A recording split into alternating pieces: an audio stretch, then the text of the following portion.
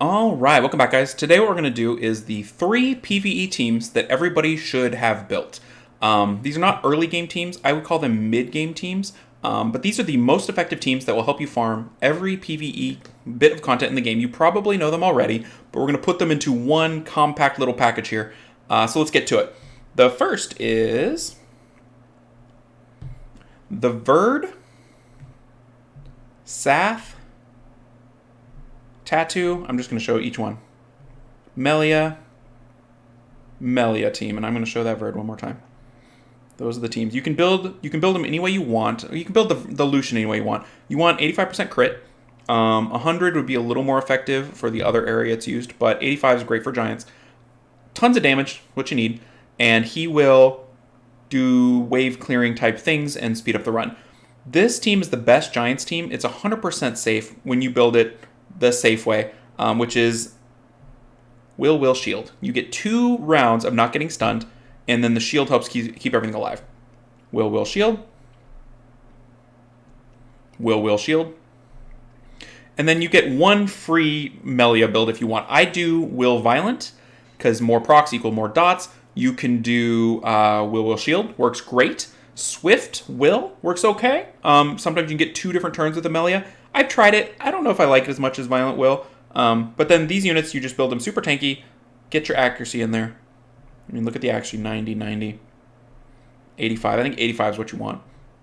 85, and then the Lucian doesn't matter. So that is your number 1 team. I run this team all day, every day in Giants, and then in one of the artifact dungeons. So we'll just run it real quick. So you can see in action. You probably know how it works anyway. So Melia goes first, puts some dots. Sath does dots blow up. Lucian blows up. Done. I mean, it's amazing. Like, someone came up with this team. I really wish I knew who it was by memory, but it's a brilliant use of the units. I mean, Melia used to be a nobody in Summoner's War. And then with the couple of 2As that made her kit perfect, she became everybody needs 2. If you have a better stat account than this one, you can run them on 5-star just fine. Mysteryhunt runs my Melias on 5-star, no problem.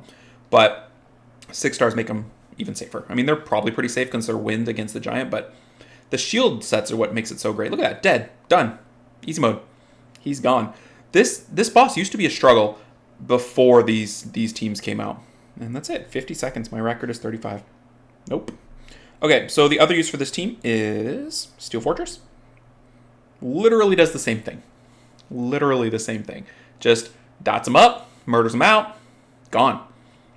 It's just so effective. So effective. And this dungeon used to have the most RNG of any dungeon because you had to land the buff block, right? And it would land, but sometimes the units wouldn't take the skill. They buffed the Wind Kung Fu Girl specifically because this dungeon used to be so awful. And then this team just makes it into a joke, which is great. We need reliable, farmable teams for every dungeon. You shouldn't have to get an LD Nat 5 to have a better shot at a PvE content. So kudos again to this team. Just does a great job. So we'll watch it finish up, and then we'll go to the second team that everybody should have built. What I think the common theme will be amongst all the teams is Second Awakening monsters is important, and you should use your Second Awakening energy. You should always use it up. You should never have it sitting there doing nothing. You should always be Second Awakening something. Or farming the dungeons, right? Early game, you probably need to Second Awaken a couple of these monsters so you can get the kills. But late game, you're farming the runes. But everybody's going to need a Sath Tattoo and then triple Icarus, which is coming next. So he's dotted up like crazy. His next turn, he's in big trouble. And he's dead. Like, no big deal. Done. Bye-bye. 112. So not my fastest, but 112. Like, that's faster than they used to be. Hey, Rainbow One, we'll take it. All right, number 2 next team that everybody should have built is the triple Icarus Verd team. It requires 3 triple awakened Icarus, which is weird, but save your doggies, your doggos.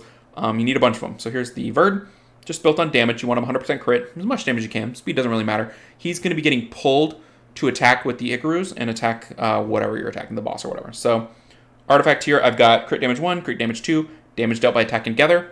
That's a good one. And additional damage by defense, not as good, but it's fine. Over here, We've got damage dealt by attacking together again, because he's going to attack together a ton. And then damage dealt on fire is good. Damage dealt on wind, not really useful.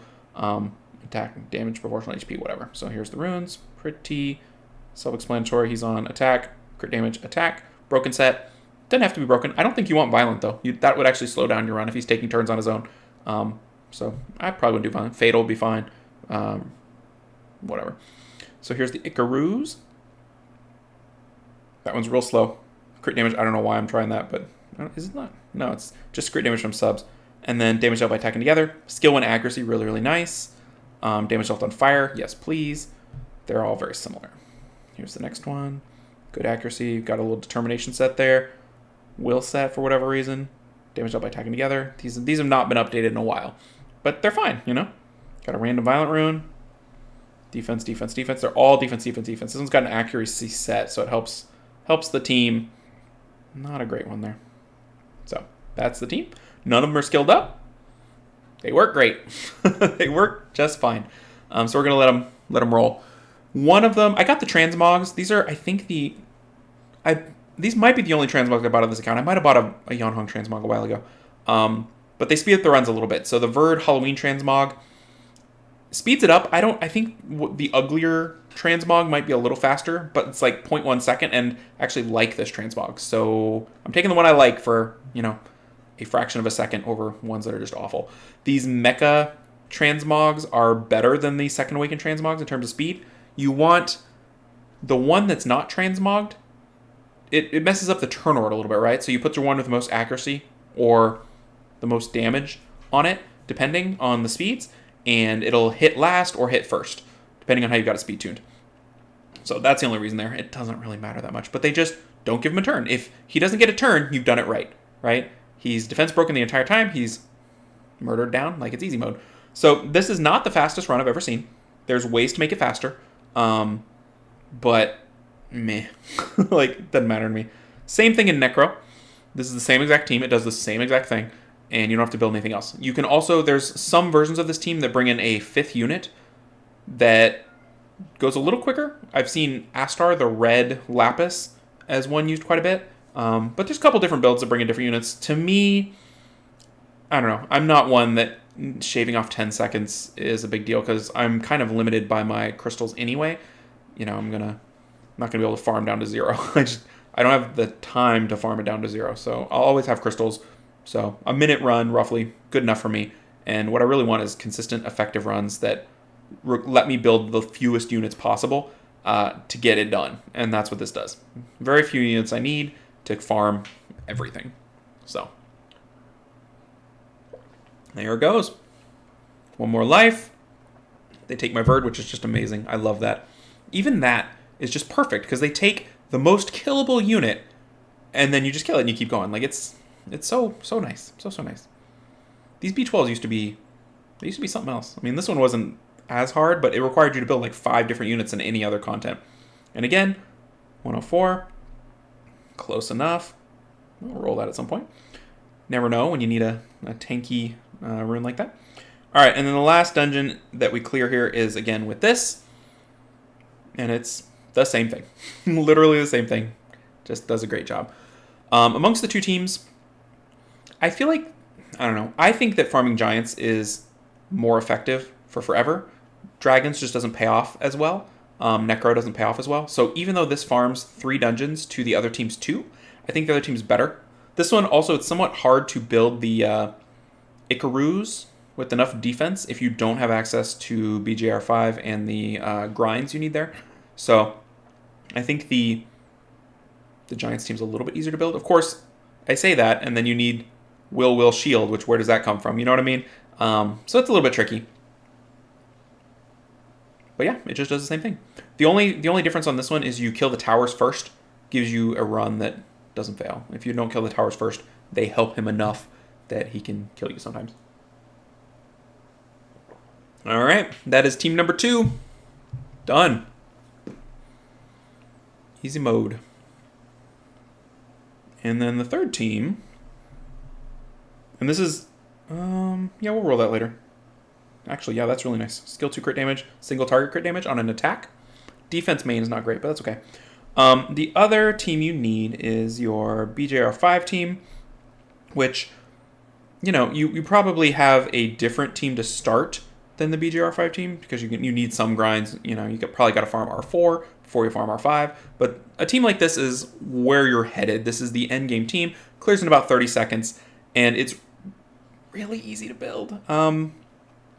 There's reasons for all this, the builds, but it's not even worth explaining it because there's a guide that is perfect. Like, I see people I'm playing with, and here, I'll put my Bale up because that's the one that matters the most. I'll see people I'm playing with that maybe don't know exactly how to build it, and they're asking, like, how do I build this? Or do I need more of this? Do I need more of that? And answering that is not correct. The correct answer is go find the guide on Reddit, and it's perfect. Like, that's the only correct answer. Because sometimes people say, oh, you need just a little bit more of this, a little more of that. It's like, that's true, but the real problem is they don't know about the guide, or they are ignoring the guide. And if they're going to ignore the guide, there's no point in helping them because they're not willing to actually rune it correctly. And if they don't know about the guide, all they need to know about the guide. It will walk you through exactly the stats you need for every monster, and then it's perfect, and it never fails. So, find the guide. Rock the guide. I'll put the guide in the comments to this video so that everyone can find the guide. The Bale is the most important monster. It can work on Fatal. You see him on Rage a lot, but generally you have better Fatal runes than Rage runes because you're farming Giants, like me, like all the time. So Fatal Will has to be on Will. So here's my runes. These are the Will runes. That one could be better. That one could be better. I could get a better grind on attack. Huh, interesting. Here's this one. I could even put flat attack there. Because if it's a Bale rune, then who cares, over the flat HP. Alright, so I've not messed with the speed. I could grind the speed, not messed with it. This rune is now Bale's rune. He keeps it forever. Don't mess with the speed. Don't grind it. It stays forever. Same thing here. If I could grind the speed and use it in other places, but if it works for Bale, it's good. I've not changed this in a while. As soon as I got it working, I'm like, done. I don't even want to mess with it. So artifacts, though, are something that are easy to change and easy to forget and help your damage so much. You want attack main stat on both. Because 200 attack is like... When artifacts came out, BJR5 became possible for everyone to build because you get an extra 200 attack and you get extra damage from the artifacts alone. Before, you had to get all this attack and this damage from the build, and that was much more difficult. You needed more rolls that were impactful. Whereas now, you get a million free rolls into attack and whatever else. So this one I happen to have 22% crit damage on 3, which is exactly what you want. The only other thing I guess I could have is additional damage. I mean, I have additional damage based on speed, but he doesn't have a lot of speed. You'd probably want that to be additional damage based on attack. But additional damage on speed is fine, and it'll work in RTA as well. So there's that one. This one over here, single target crit damage is a great one to have. Attack increasing effect is very, very impactful. So those are the two you want to find on your left side. Single target, attack increasing effect. And then he's at 212 crit damage, but really with the 22 here, and the 4 here, he's really at plus 26, so he's really at 238 crit damage on 2,800 attack, which is lots. The main thing is you want your damage to be over 33k, I would say. 32.5 is maybe technically correct, but then you got to get a little bit of chip damage from your Lauren. So go for over 33k damage off your last hit of the Bale, which is totally doable. Also, if you have not done your Fire Arena Tower, you can build a Bale that looks just like mine, and it's not going to do as much damage. You need that Fire Arena Tower and your Attack Arena Tower. So if you haven't done those, these builds are going to be very challenging for you. So we're not going to run it, but that's what it does, and it's amazing. So 3 teams you need to build. Those are them. Get to it. I mean, it's a slog. It's one of those things that's tricky, but you build one, and then all your runs become consistent and fast, and it snowballs. It leads you into building the other, and leads you into building the other, and suddenly you can run everything you ever need to run in the game, and you're good. So, hope that was helpful. Probably stuff that people who, are late game are like, yeah, we know that. That's fine. But not everybody knows it. And I see some people struggling, and this is the path. This is the way. All right. I will see y'all in the next video. Take care, everybody.